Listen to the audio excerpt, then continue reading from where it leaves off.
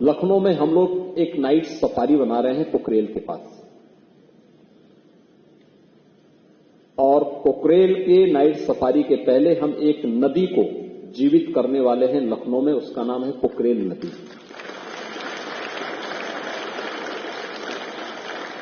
कभी पोखरेल नदी थी जो गोमती की सहायक नदी थी, आदि गंगा, गोमती को आदि गंगा भी कहते हैं।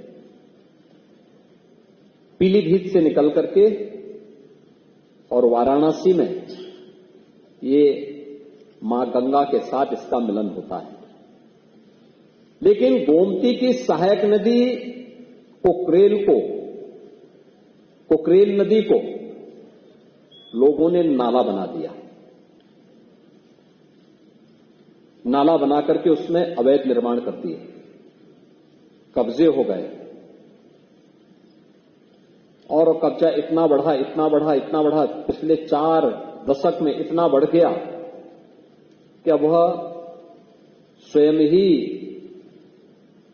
न केवल नदी के लिए बल्कि यहां के पर्यावरण के लिए एक चुनौती बन गई थी।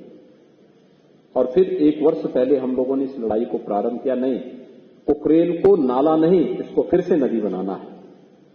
और नदी बनाने के लिए उस लड़ाई को यहां से लेकर के सुप्रीम कोर्ट तक हम लड़े, और मुझे प्रसन्नता है 8000 से अधिक ऐसे जितने इल्लीगल स्ट्रक्चर थे उन सबको हम लोगों ने उसके पेट से अब तक निकाल करके बाहर फेंका है, उसको हटाया है। जिनका पुनर्वास होना था उन्हें पुनर्वास भी किया है, जिन्हें दंडित करना था उन्हें दंडित भी किया है। और नदी, आप आश्चर्य करेंगे कि अभी 8000 स्ट्रक्चर हटे हैं, लेकिन इतने स्ट्रक्चर हटने के बाद नदी में पानी के नए स्रोत फूटते हुए दिखाई दे रहे हैं। यानी जब गर्मी थी, जब नदियां सूख रही थी, जल के स्रोत सूख रहे थे, तब पोखरेल में नए जल के स्रोत फूट रहे थे। ये दिखता है कि हमने जल के स्रोत अपने स्वार्थ के लिए स्वयं बंद किए हैं, लेकिन यही स्थिति अन्य जगहों पर भी है। हमने कभी भी उस दिशा में प्रयास नहीं किया है।